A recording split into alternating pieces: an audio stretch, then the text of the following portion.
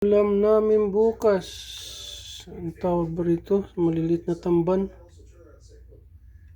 Wibas Santo bukas hanggang Good Friday. Yan ang ulam. Okay? Tuwin na natin. Start na. Yes, ilagay natin sa high. Right. Yan na. Yan, nakulo na yung ating ulam bukas o kaya ngayon.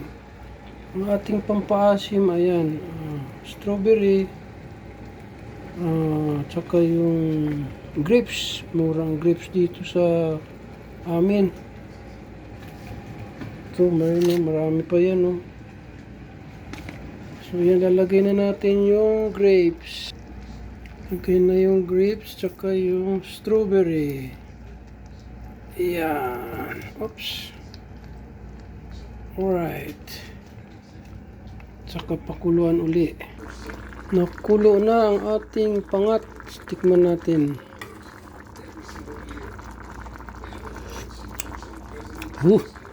Yummy. Isa pa. Ayos. Lagyan natin ng kunting spinach. Yan. Dagdagan natin ng grapes. Kulang sa asim. Yan ang ating pangat ngayon. May kunting dahon ng spinach. Right. Takpan uli. At pwede nang kumain mamaya. Right. Yung rice natin luto na. Ayun. Luto na yan. Kain na tayo. Okay.